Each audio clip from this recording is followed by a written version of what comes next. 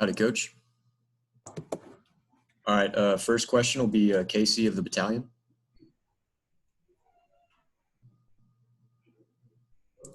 Casey, you there? Yeah, sorry. Hi, Coach. Cameron Thomas has been off to a great start this season in scoring. Coming into the game, what did you tell your team about guarding him, and were there any changes made to that plan at halftime? No, I think that he shot 100 balls entering today's game. I think maybe 44 balls more than any other player on their team. Very talented player. I think he's the leading scorer in our league, ninth leading scorer in the country. Very hard matchup.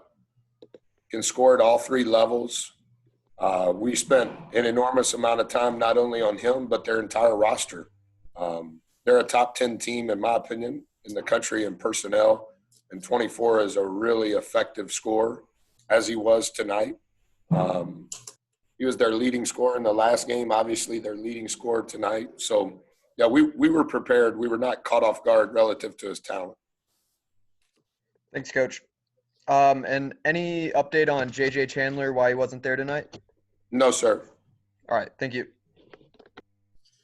All right, next we'll go to Tyler Shaw of KBTX. Coach, would you find any similarities between the way your team played tonight and the TCU, your only other loss of the season?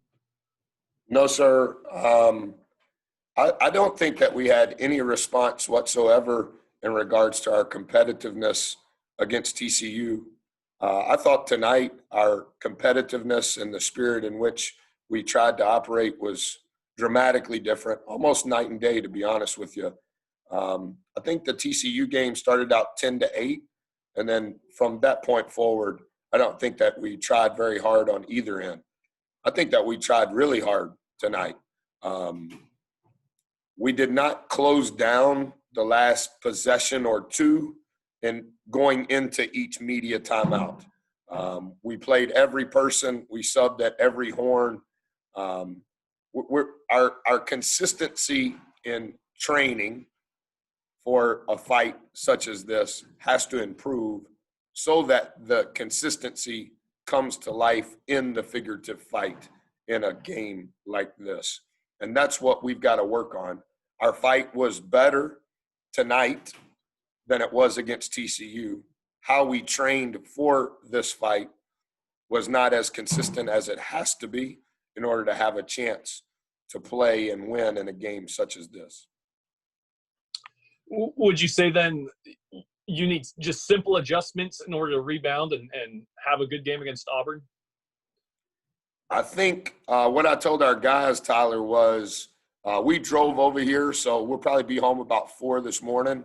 So if you were thinking when we got back to College Station, that was when our training began. Not just our physical training, but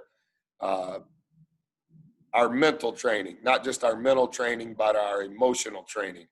So I think they've moved the game to 2:30 on Saturday. So how will we handle Wednesday morning at 4 until Saturday afternoon at 4:30? How will we handle that span of time? That consistency leading up to 2:30 has to be better than it has been. I think over the last 30 hours, we were good. But from our return on the 26th up until 30 hours ago, it was not as consistent as it has to be. But our response in this game, throughout this game, was much better than it was against TCU. Thank you. All right, next we'll go to Travis Brown and then Olin Buchanan. Hey, Coach. Merry Christmas. Hey, man. So when you have a guy like Thomas, their key guy, is there a concerted effort to try to not let him kind of get hot there at the beginning? Because it seemed like when he found his touch is when things really blew open, or is it just follow your same defensive principles and that'll work out in the end? Well, I guess how I would answer that, Travis, on a scorer that can score at all three levels, what you want to do is make one more step closer to him when you're off the ball relative to your gap. So if he has the ball on the right wing, whoever is in the right corner, take a step closer to him. Whoever is at the top of the key, take a step closer to him. You've got to crowd him, not only with the ball. You don't want to get beat off the bounce, but if you do get beat off the bounce, there needs to be quick gap pressure. I think that's the adjustment that you would make, Travis, on anybody that can score it as prolific as he can. I do agree with what you're saying. When those guys get in a rhythm, particularly like we study synergy with all of our guys relative to an opponent, including ourselves even. And like the efficiency in which he scores, what does he do when he goes left? What does he do when he goes right? You know, we study all of those numbers and all of those breakdowns. He's a really, really good player. And I thought, I mean, even tonight, I mean, he took a third of their shots, but obviously he was very efficient. So I'm not saying that in a negative way, but you probably have to – we need to be even closer in those gaps. And then with, I know you're big on first reps, with another first rep in conference play here, what new did you learn about your team, or what level would you put your team in the level of preparedness that you have to moving forward in the season? Yeah, I think everything you said, Travis, is spot on. Our first rep doesn't start when the game's tipped off. Our first rep for our first game started in our return from Christmas. And that first rep relative to preparedness, we didn't execute from our return up until tip-off. We were okay the last 30 hours. It's got to be the whole time. And so was it better than TCU? Yes. Was this a different scout? Was this different personnel? Was this different? Sure, all of those things. But we need to take the last 30 hours and gain some level of consistency in our preparedness so that we can gain some traction throughout the game. All right, next Thanks, we'll Coach. Safe travels. Thank you, man. All right, next we'll go to Olin Buchanan and then Andrew Hattersley. Yeah, Buzz, do you feel like that, y'all are getting overall shots that you wanted and it was just a bad shooting night? Or, did you think that y'all were, in your opinion, maybe settling for some things that you could have done better? Yeah, so, Olin, this or parts of this. We define our shots, and that's one of the things that we study at halftime and during the game. So it looks like we shot 55 shots tonight. 42 of the 55 were what we would define as perfect. 12 were average, and 1 was bad. And the one that Q shot in the first half was the one that was bad, and our whole bench knew, including Q.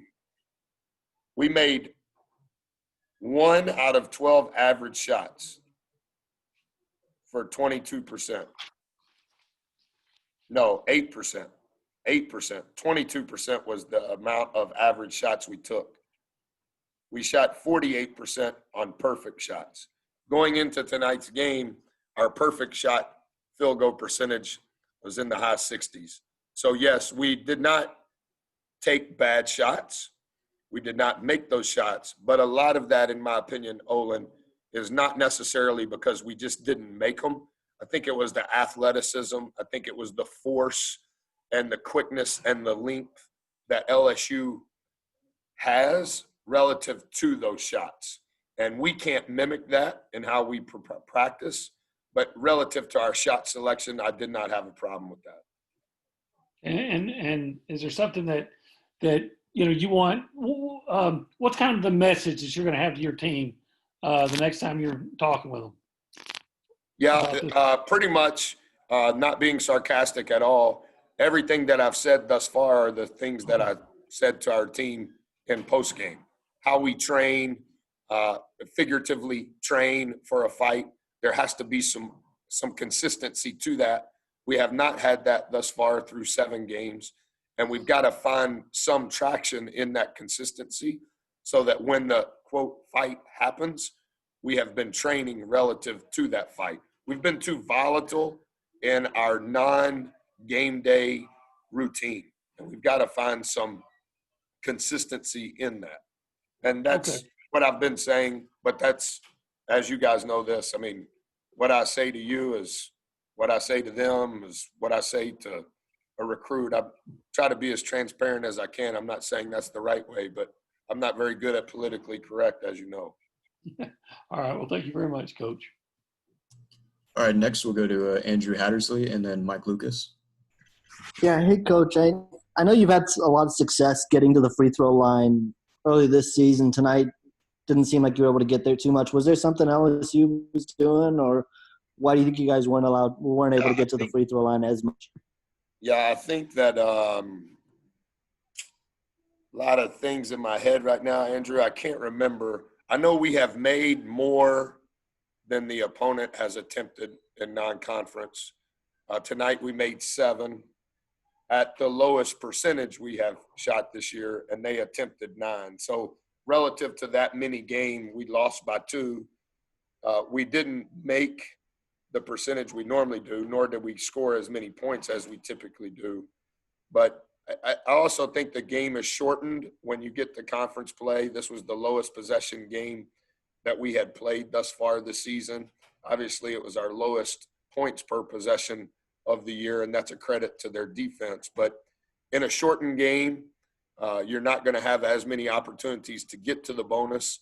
And the flip side of that is it increases the value of the percentage that you have to shoot when you do get there. Thanks, Coach. All right, next we'll go to Mike Lucas. Hey, Coach, my 2 questions you already answered. So I heard you say the game Saturday is now 2:30. I just wanted to clarify that. I found that out. Luke Hillen, you guys know Luke. Luke told me that yesterday on the bus ride here. Yeah, so it's I can't remember, Mike, what the start time was, but now it is 2:30. Hopefully that won't interrupt your day. That's actually much better for us. So that's okay, good. Well, maybe that's why they moved it. Maybe they moved it so it'd be better for you and Andrew and Travis. I wish we were that important, Coach. I really do. All right, that's all the questions in the queue. Are there any other questions for Coach? Happy Thanksgiving. Merry Christmas. Thanks, Be careful Coach. driving back, Coach. Coach.